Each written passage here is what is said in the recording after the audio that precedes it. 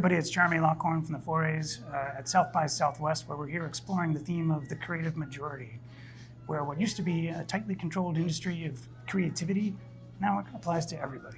And I'm exploring that with Matt from Charts and Darts. Why don't you introduce yourself to the team? Hi, I'm Matthew Smith, one of the partners over at Charts and Darts. We're a full-service agency based here in the States. Fantastic. So lots of noise, lots of hype at a show like South by Southwest. What strikes you that's going to matter in 18 months versus today? It could be behavior. It doesn't have to be a tech. It could be a behavior, a shift in creativity. Yeah. Well, I think one of the biggest things, at least for the agency world, is it's a shift from being the keepers of the creator to more of the orchestrator of everything. So it's figuring out how not just to do the best for the clients, but how do we do that, right? So it's combining the technology, AI systems. It's looking at your tech stack. It's looking at partnerships with creators. It's looking at partnerships with creative companies. It's starting to be truly the centralized location that we can start to figure out the best solutions and the best overall systems that we build for our clients in the end. So I think that's the biggest thing. Flip side of that question, and maybe it's a harder one. What are you deliberately ignoring, and how did you get there? What are we delivering? I think everybody right now is chasing after the AI bug right now, and I'm not to say that we aren't looking into that as well, but I think that you and I were just talking about this beforehand. I think it's really easy to get caught up in trying to do it versus really understanding how to adopt it within your guys's or within our with our agency to make it worthwhile, right? So it's not just that we're using it; it's truly making sure that it's worthwhile and how we're putting it into effect when it comes to creating with research, with strategy. Because I think a lot of people are like, "Oh, what are you doing with AI? How do we use that? But it's really take a step back and think about how you really bring it in-house. And so it's this interesting thing where it's you have to ignore some of the noise that's out there and really cut through to see exactly how and why you want to use it versus just using it.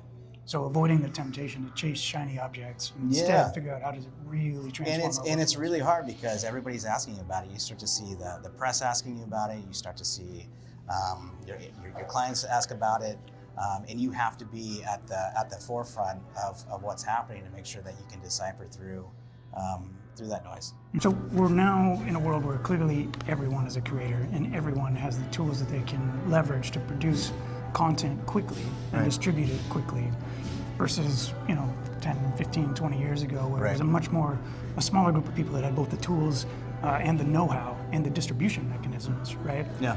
So when did that shift happen for you and how are you guys adapting? Yeah, I think we saw this a couple years ago when we started this thing in 2018. I think it's definitely put a shift on the entire industry, but it's also an opportunity. And I think for us, it goes back to what I was saying earlier, where the onus is on the agency to be the orchestrator, and that is between brand, media partnerships, and then also creators. And there's so much talent out there that it provides an opportunity to welcome that talent into the universe of brands, but also in the agency world. No longer are we saying that we can do it better. I think there's a time and place for agencies to do work, for creators to do work, for influential individuals to do work. And I think for a great strategist and a great agency-led, a strategic-led agency, that they know when to and where to pull that in. And so that's what we started to shift from, not just from creative forward, but also from a strategic forward agency, because I think it's really important. The agency that can keep the strategy and can lead creative, no matter where it's coming from, from a brand side or from a creator side, then I think those are the types of agencies that are going to win. It'd be the most helpful for their clients. Yeah, and it's kind of a nice segue into the next question, which is really kind of how is agency creativity different? Yeah, I think it's not just what you do anymore. I think it's how you do it. I think at one point it was, circa early 2000s, it was really around what you did, right? You had these big behemoth agencies like Chris McCord-Bogusky, where I came from, where they were doing these great ideas that were more PR-led and getting brands in the news, and that's really what they saw as success, and that kind of evolved to something a little bit different. I think now when it comes to creativity and the definition, it truly is how you can be creative with technology, how you can be creative with systems and tech stacks, so that you can give a great platform for brands, creators, partners to be able to function off of a single strategy, but also systems, so that you're bringing in people and entities at the right time to be able to perpetuate an idea. Yeah, and that's really, I think, where the opportunity sits, is now agencies are becoming sort of the orchestrators, right? Yeah. And helping to define the meaning Yeah. of the thing and make it relevant across all of the different channels. Right? Yeah. We are no longer the keepers of everything. If we can be the keeper of strategy, I think that's where our value really lies. Yeah. So the look ahead that the Forays released late last year hypothesized that there's going to be two primary paths forward for agencies. And in the context of the creative majority, it's basically, you could be the technology platform that enables that, or you could be the strategic voice that guides it. Yeah. And there's a hybrid middle, of course. Which one do you think feels more urgent at this moment in time? Yeah, I think for the holdcos, it's obvious that they're going either hybrid or in that SaaS direction. I think for the independents, where you may not have the gazillion dollars to be able to afford some of those SaaS tools, I think there's still room. I think that there is still opportunities for tech-forward agencies to get their hands dirty with some of the things that are really accessible within AI. But I think the strategic view and muscle is more and more important than ever, because I think it is starting to get very mercurial out there, very muddy with what you can do or should do. And again, I think it goes back to your original question of, should you go out and do that? Should you ignore something when it comes to AI? Should you do this? And that you really need a strategic partner to be able to sit in the room with you with the problem to figure that out. And I think that regardless of technology or what's out there, that human element is going to be necessary and never-ending when it comes to the types of partnerships and the types of things that independent agencies can do for clients. So you talked a little bit about how you've made some adaptations over the last little while. Let's get a little bit more specific. Like, what has changed inside the organization just in like the last 12 months in terms of like hiring practices, how this team is structured, tools that you're building, whatever it may be? I think it's threefold. One is where we're putting the focus for our agency.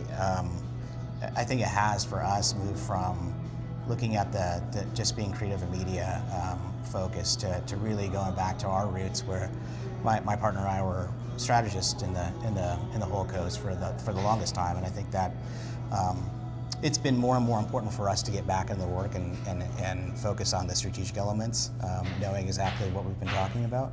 I think too, it is the hiring practices when it comes to not just the amount of people that you want to add to your agency, right? But also, and more importantly, the types of skill sets that we're now looking for within the agency. I think that going back to the strategic standpoint, you really want a series of strategists to sit at the helm of your agency. No longer is it just makers and doers. They have to be able to own the idea and to understand how that idea can flourish through a lot of different areas within the business.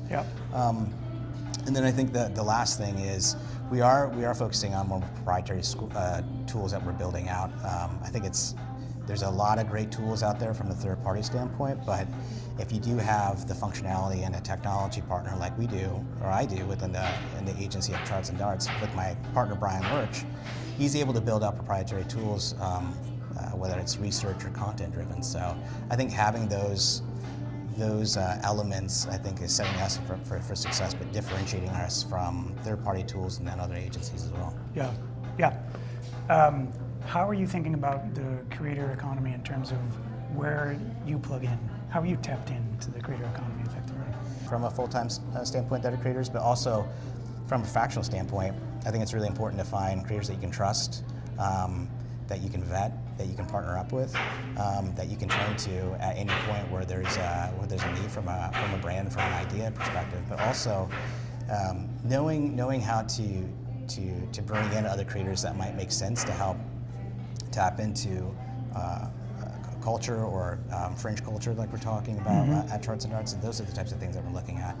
So I think it's a two-way street. It's one of those where you want you want to give to the community and give opportunities to the community to be able to participate within brands, but also you want to make sure that you're bringing those individuals into the agency as well. Yeah.